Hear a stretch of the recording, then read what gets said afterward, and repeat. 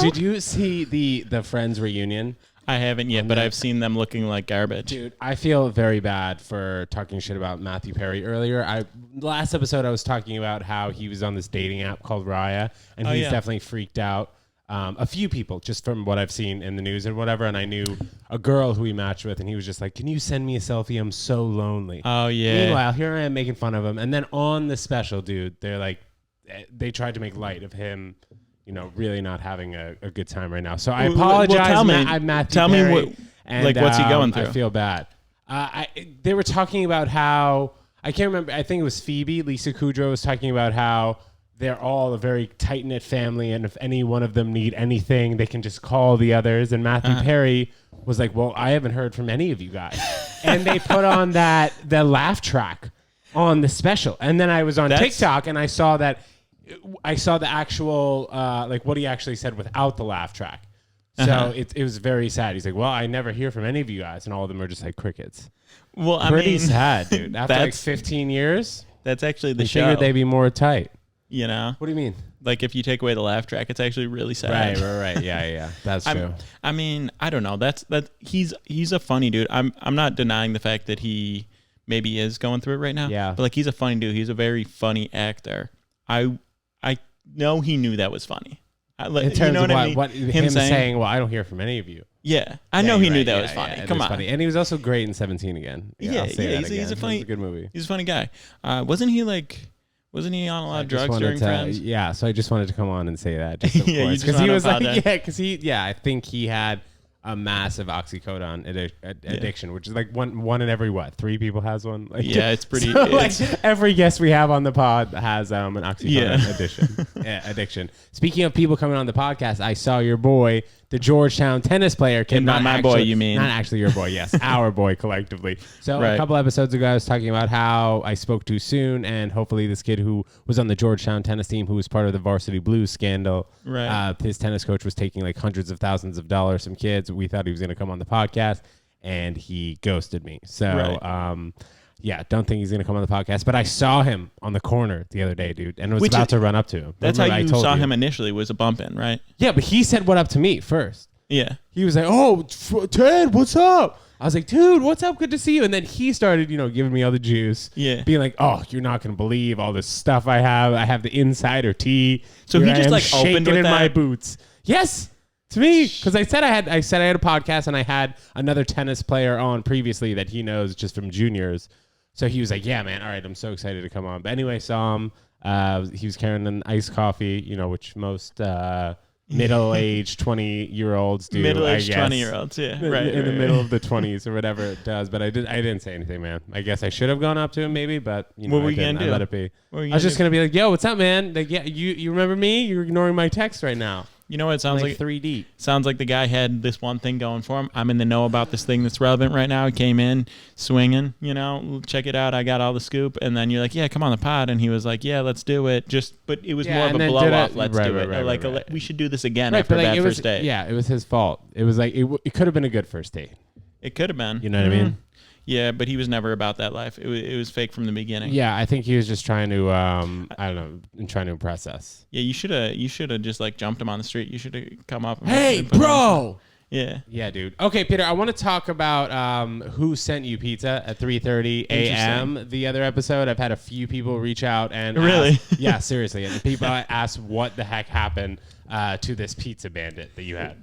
Interesting, because I had one suspicion, right? And again, this pizza incident, like, it's so weird. The behavior is so like unacceptable and something no one would ever do. Expensive pizzas. Nobody was a strong candidate, right? There wasn't like, well, it's probably this person, it's probably that person. There were no good leads, but there was this one dude who I think I mentioned when we were talking about before was like, you gotta come out, and I kind of was like, no, I'm in tonight. Blew him off. It's like maybe that person was blacked out and thought he was coming over and like sent a pizza in advance, or maybe it was just like to mess with me because I was bailing. It was so late on a Saturday night, 4 a.m. that I have to imagine a lot of alcohol and or other substances was involved.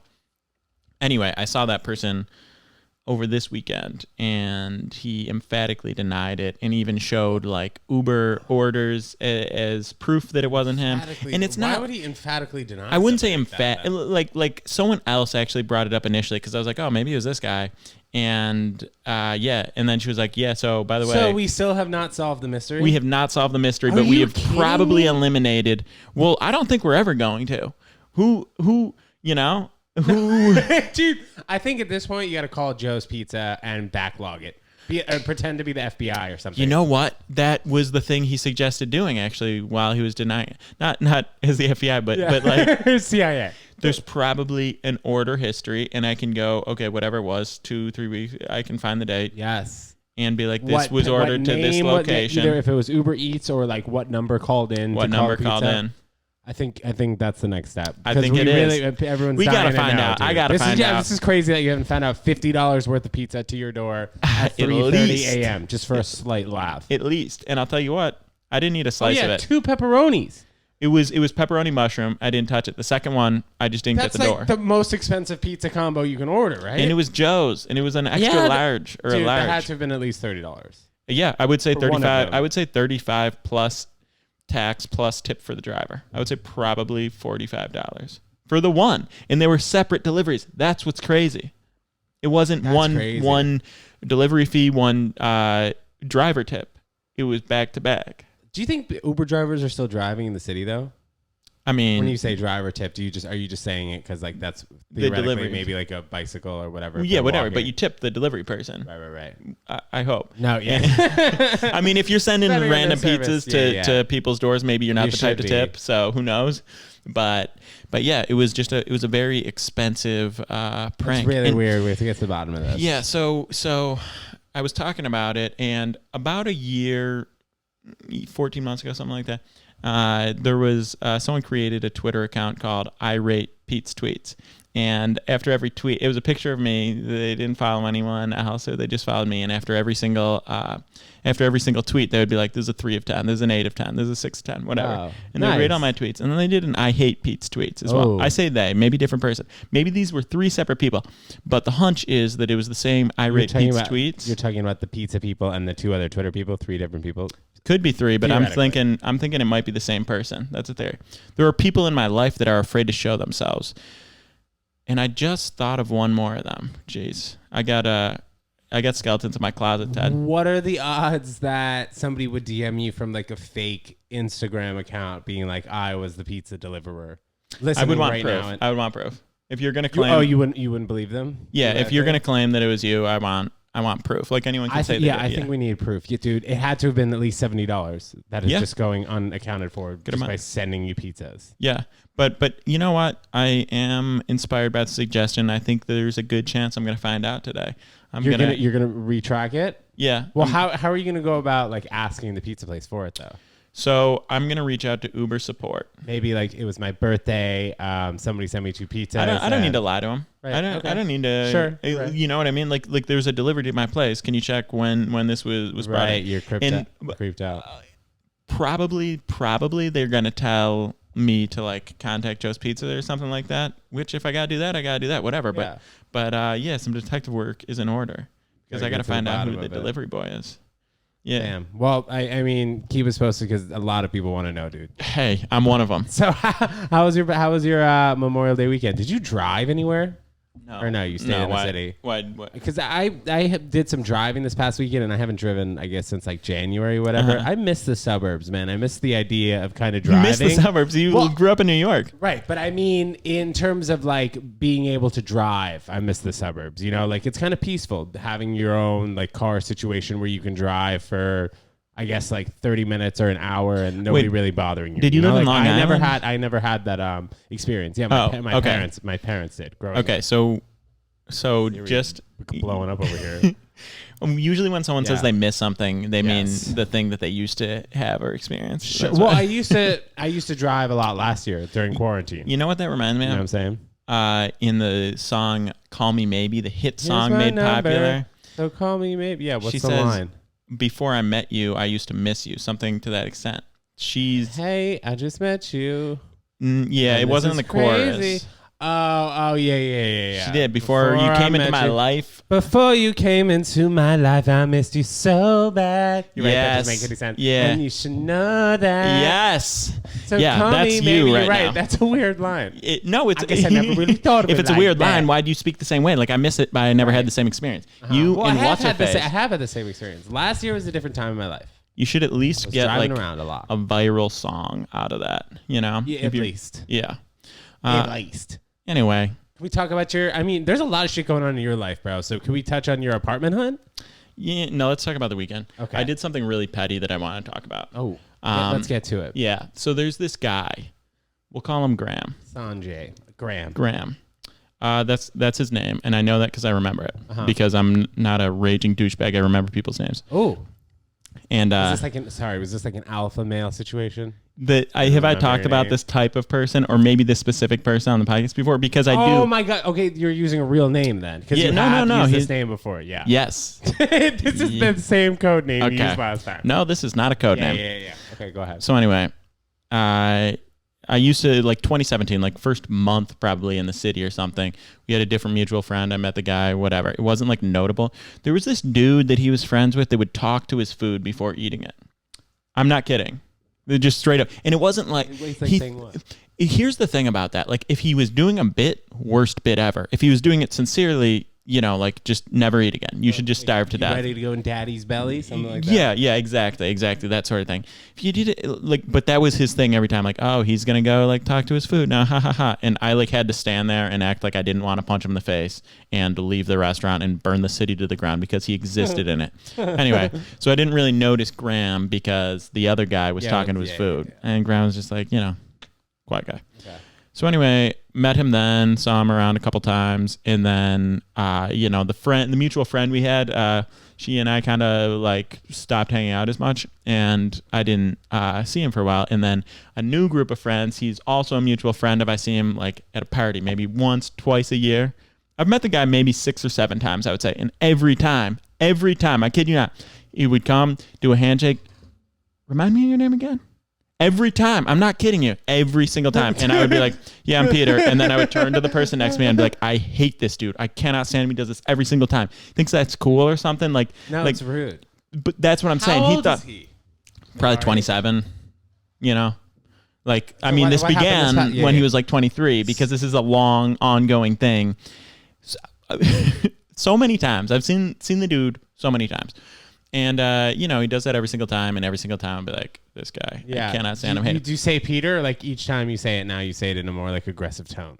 Peter. I'm trying to remember because the last time it was New Year's Eve 2019-20. So about a year and a half ago. Okay. That was the last time I saw him. But I still have been running an aggressive smear campaign against this guy, like all the time, bringing up, is he friends with Graham? Oh, does this guy know Graham? Like, who is this person that he thinks he can just forget people's names? I don't think he forgets the names. I think he thinks it's cool to be like that, to be like indifferent and kind of 10 times worse. Like intentional douchebaggery to try to like establish himself, like assert himself. And the thing is, this guy has no personality outside of that, right? He's just that's his personality. He's a pretty tall, good-looking guy that like could put in so little effort and be like deemed cool, like well-liked, like charismatic with very little effort.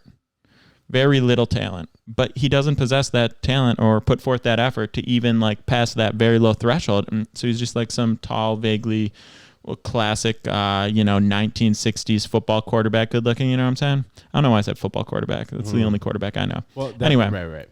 So the dude could easily pull off a decent review by others, but he's intentionally doing this douchebag thing to like make up for the fact that he doesn't have anything good to say or whatever. I don't know, but it feels like, and this is what I think I referenced before, it feels like he clicked on one of those like how to be an alpha male or how to get women to notice you type things and tried to be that guy.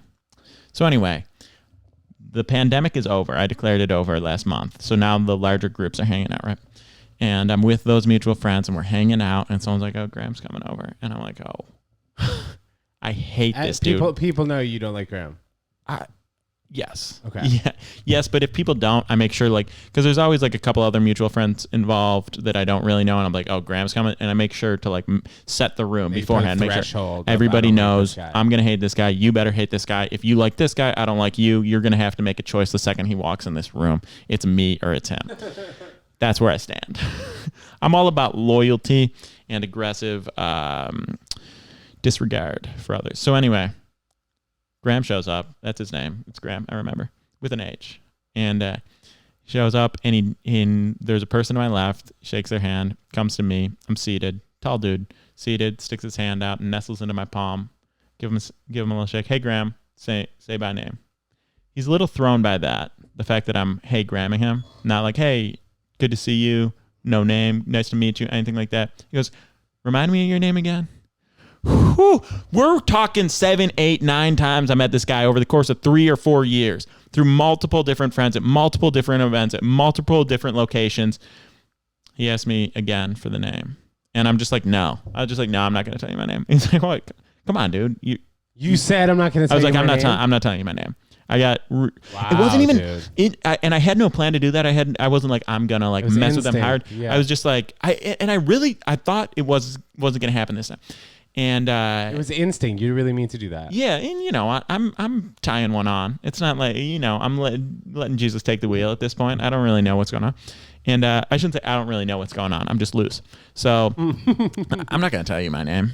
What? No, I know we met once or twice before, but I'm sorry, dude. I'm bad with names. I was like, nah, dude. I'm not telling you my name again. I'm not doing this again. I've told you so many. He was like, we met twice. I was like, I am not going to tell you my name again. It's been so many times we've done this. So many times I remember your name. Your name's Graham. You're not getting my name. I'm not doing this. And he's like, he's been there for about 30 seconds at this point. This is his intro to the party. So he's a little thrown by it. And he's just looking at me. And I used to be a little bit against confrontation. I used to struggle with that a little bit more. Not this time. And I just enjoyed it. I saved every moment. I appreciated it. The person to my right, very uncomfortable. The person to my left, very uncomfortable. Graham, very uncomfortable, but from up there. And he's just looking at me like, what's going on?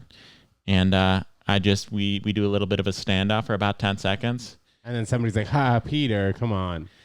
No, but close. But he's like, hi, man. And he says hi to the person over, and then I overhear her be like, yeah, it's Peter. Betrayed, just like that on the spot. Now he knows my name. Now he can do whatever he wants with that. But I'll tell you this. If it ever happens again, I think... You might start swinging. I think I might start swinging. That's just so awkward, man. What is it? What is this guy's profession? What does he do to make money? You think I'm going to remember his profession? All right. He designs furniture, I think.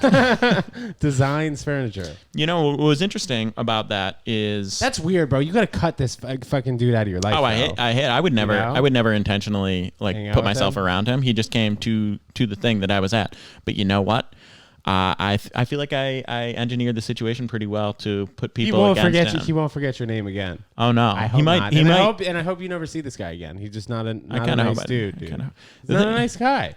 We interacted the rest of the night more than we ever had in a past situation because of that. But you know what? He knows who Daddy is now, and that's what he'll call me from now on. Why do all of your friends like him though?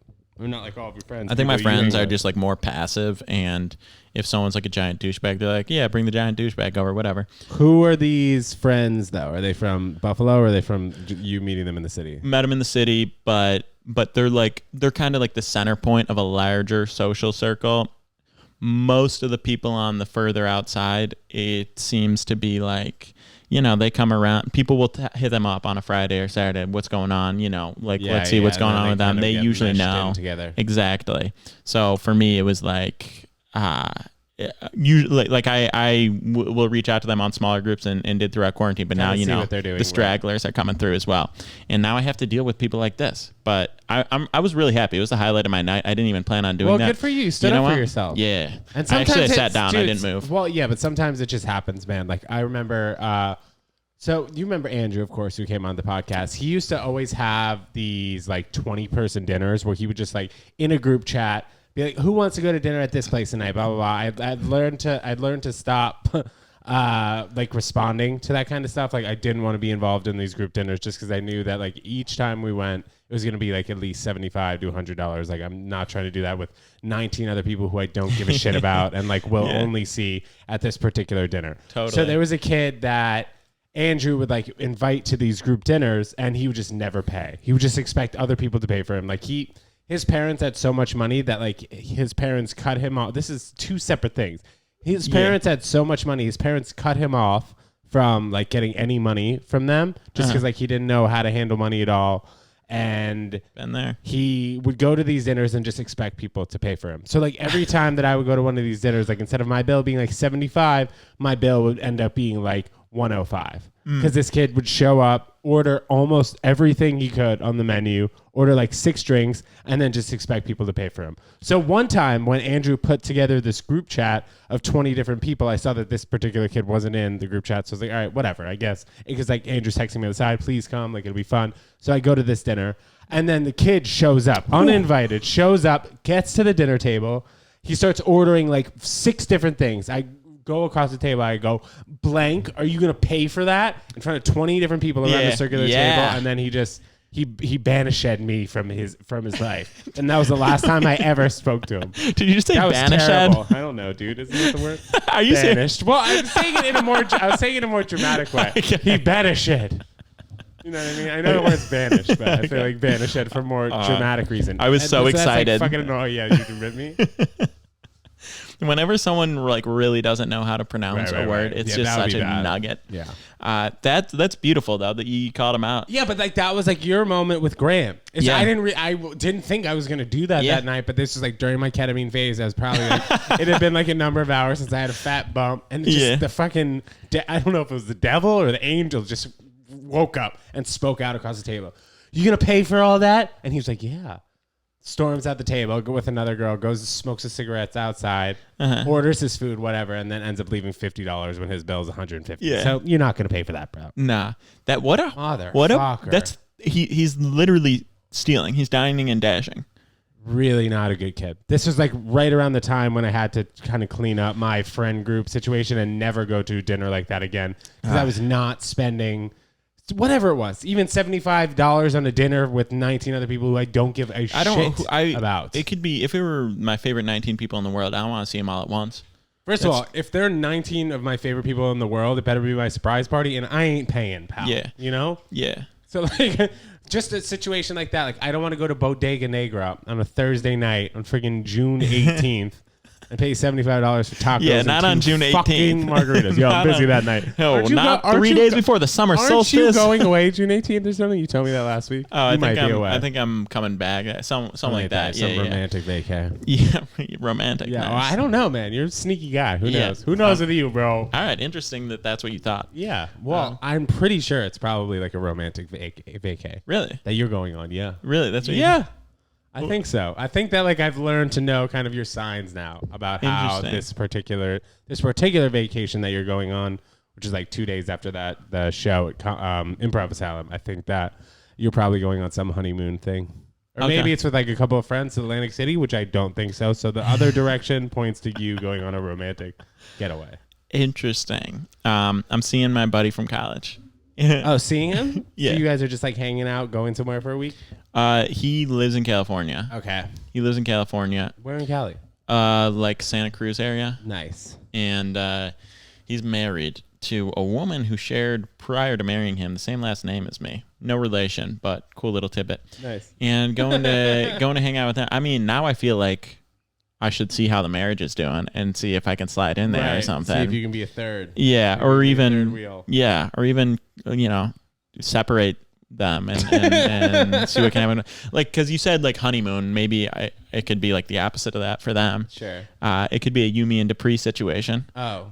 What was it? Who was in that movie again? Owen Wilson. Owen Wilson came in with the newlyweds, and he's just like rubbing himself and like Jennifer Aniston and Vince Vaughn. Oh, is that right? Jennifer Aniston and Vince Vaughn are always dating. Is that the? I don't think that is. I know that they were in the breakup. Right, they were in the breakup, and then they were dating during that time too. Oh, they were for real life dating, and they did a show about breaking up. A movie. That's got to be interesting. Well, I'm sure that they met on set. You know. I mean, I don't know. It was Kate Hudson, Matt Dillon, and Owen Wilson. Oh, so completely different people. Yes. Okay. Yeah, but anyway, I like that you had this theory, though. Well, sometimes you're pretty sneaky, so that was just my theory. Yeah. I thought that you could potentially just be going on a date. A long-term honeymoon date. A week long. Did I tell you California when I brought it up initially? Yeah, I think. Okay. So you thought, pretty sure. But you thought there was maybe a chance I was saying California, but I was really going to Atlantic City. No, I thought you were going to California, but you could have been going on like a date thing or the other version, but you wouldn't be going to Atlantic City for a week. I know that. So that's why I thought it was like romantic. I mean, unless you would go to Atlantic City for a week. I've never done that. That would be. Yeah. I don't know if I could say. The longest I've been in Atlantic City was maybe. This was brutal. It was Memorial Day weekend actually. I think like 2018-19, and I went there for a big poker tournament, right? Because around the holidays they usually do long, but it's Friday you show up and they have like multiple flights to like the final day of the tournament, right? So, you take the final 15% from 6 different tournaments that happen Friday, Saturday, Sunday, and they all play on Monday. And I played on Friday and I qualified for day 2. And then I had Saturday, Sunday, Monday to just stay in this disgusting, damp roach motel, like 30 minutes outside the city trying to save. I woke up, there was like you step on the carpet and your feet sink in. It was I can feel that right now. So gross. Yeah. I had to sleep with like my hoodie on and my face inside the hoodie because of how gross it was there and how uncomfortable I was with that. I had to, and I couldn't shower in that situation, so I had to go to the casino and clean up in the bathroom at the casino, which is not like a nice. I mean, it's fine, but it's like a crowded. Why couldn't you shower though? Just because the place was so disgusting, like I wouldn't have felt comfortable even like using their towels and even that water and whatever creatures were in the tub and everything. So all that to say, I don't see myself spending a week in AC unless they comped me a nice hotel. How much are those hotels, like those dingy motels outside? I mean, I'm sure you can find them like for all different prices. $40, like super, super, super cheap. $40 and pay in cash, and they're just like, yeah, fine, whatever. And like someone walked in on me one morning. The door was locked, but he like undid the lock and because he forgot that I was staying. It's like you don't register online. Like you talk to the person, they like write your name down on a clipboard, you pay cash, and they give you a key. It's like an affair motel, except. Oh right, you could rent by the hour, or like a prostitute motel. It didn't seem like that was going on, but everything else about it would have agreed with that. But like, I mean, I don't care how shady you are. I can't imagine anyone having any sort of relations, paid or not, in a room like that. I remember when I used to travel to like Arizona for those tennis tournaments, and I stayed at some pretty gnarly hotels. But like the worst I stayed at was probably like a Best Western. Yeah, it was like $79 a night, which is not that bad. That's fine. I'm talking like clean. Like they had their soap in the little plastic. Like this would definitely not pass an inspection. This was like horrifying. A health inspection. Yeah, it was so disgusting, and I spent 3 straight nights there. And guess what? On the first day, or the first level of the tournament on Monday that I was staying there for, because I was so stupid that I qualified on Friday instead of showing up on Sunday to qualify. I got eliminated within like the first 6 hands. I think I lasted 15 minutes into Monday after spending 72 hours in a puddle of a hotel just to do that. So, a little bit of a bad taste in my mouth regarding long-term stay. I think that was the last overnight in AC that I've ever had. But gambling otherwise going well, I suppose? Excellent. Burning the midnight oil, it's a little tough when you have to work a full-time job, and comedy and poker. Yeah. Comedy and poker come ahead of that. Yeah. It's a little tough. It's like, what do I use my Adderall for? Right. Do I use it for my actual job, or do I use it to stay up playing poker? Or do I use it to try to write some of these bits? I used to hate taking Adderall, man. You like it? I mean, I don't really do it often, but I love it. I used to take it from the ages of, what was it? It was probably like 11 to 15. So it was awful. Like I was forced to take it. I remember I was at tennis camp, and they needed to make sure that I took it every day, and they would find like my enormous fat Concerta pill like on the side of the road. Seriously. Oh, so you were just because they would watch me, like they'd give it to me at the cafeteria table at like 7 a.m. before breakfast, and like I'd either have to take it or put it in my pocket. And if I'm going on the tennis court with like tennis balls in my pocket, I'd be putting tennis balls in my pocket, and then the pill would fall out, and they'd find it on the court. Like, Ted, is this your Adderall? Like, yes, please don't make me take it. It just sucked the life out of me, That's man. terrible. That drug. Yeah. So just switched to weed when I was like 16, and look at me now. I feel like two don't do the same. Yeah, exactly. So I feel like automatically it helped with my focus. Adderall did, but like it just made me a completely different person. I don't know if you kind of feel that. To circumstance. I mean, I would take it like if I'm playing or I'm working, to specifically zone out on everything else and just like hone in on one specific thing and focus really hard. Right. Okay. So I don't know, but then if I took if I took like swallowed like a quarter of an Adderall or like a half an Adderall and I was drinking, then like I would not get the lethargy. I would not get the like, oh, I'm like quickly tired, whatever. I would still be just as loose, but I'd be like honed in. Probably, I love that. I'm not going to abuse it. Not a great idea. Right. But feel amazing. But in terms of like socializing, you know, like I used to have to take it and then try and socialize and like be myself, you know, I wasn't like trying to focus in on one thing. Like I was taking it so that my entire day would be like, I'd focus more in general, you know, which is a crazy thought. I think it makes me more better. Like it's only more complimentary. It's not too frequent, so I don't have enough data points to be able to properly speak to it. May have to take one on it. But rip an Addy, have a beer or something, and like not only do I have a lot of stuff to say, I know how to say it. I can get a grasp on those words. So Peter, before we run out of here, unless you have a listener email, I'm gonna get to this topic really quick. Yeah. Okay. So have you ever been like accosted on the street? I guess you have, besides your Whip It affair. When somebody came up to you and asked you if you want to do Whip It, that's not really like being accosted, right? Have you ever had like an issue with people on the street? Oh yeah. You have? Oh yeah. Care to talk about it? Bullet points are that one time outside my apartment, dude is whizzing by in the bike lane. Some douchebag runs in front of it, like hammered high out his mind, seemed like. Runs in front. The guy on the bike gets clipped, falls down, knocked unconscious. We run over to help the guy. Like toppled off his bike, like jousting, like just. Whew, I think it was bad. It was bad. It was a really nasty tumble. The dude on foot was fine. Dude on the bike got hurt pretty bad, and we ran over to like help the guy. And he's the drunk guy's like yelling at him, like, "What's wrong with you? Get in my way!" It's like you're in the bike lane, and I start screaming at the guy. He starts screaming at me. I was like, "What are you gonna do? He's talking about calling the police." I was like, "You were in the bike lane. You hurt this guy. You want to call the cops on yourself for assaulting this dude on the bike right now?" He's screaming, going nuts. Also, the dude's like 5'4", 130 pounds, like. Drunk, just being an idiot. Yeah, talking about like fighting. Me and two former baseball teammates of mine. And it's not like the most intimidating sport, but this dude weighs as much as a baseball bat, and he's screaming about trying to beat us up. And we're literally just trying to like get this dude like taken care of. Yes, it's an issue. Like the dude got knocked out in the middle of the street. Anyway, eventually, just like the guy's buddies came and were like, "Yeah, get him out of here," and then we got the other guy like in a cab and got him home. But anyway, that was one. So I had like two. No, I don't even want to say two. I had like a group of girls accost me the other night, like thinking it would be funny to like impress some of their other friends. So like there were two girls out of a group of like 5, and I was walking home, and 2 of them started walking with me. Like walking by my side, like asking me questions, thinking it was funny. Like I was pretty drunk. This was like one of the White Claw nights, so like I thought it was funny and entertaining. But they followed me for like at least a minute. Damn. And it was uncomfortable, man. I really did not feel good about that. Like they were fine, cute, like little girls, whatever. Like little. I feel like I would have been able to defend girls, myself. Can you give me an age? Yeah, they were 24-year-old, 5'2". You know, like just trying to be funny, but like I thought you were talking annoying like 15. when people. No. Okay. I mean, like girls of age, but like their stature, was small.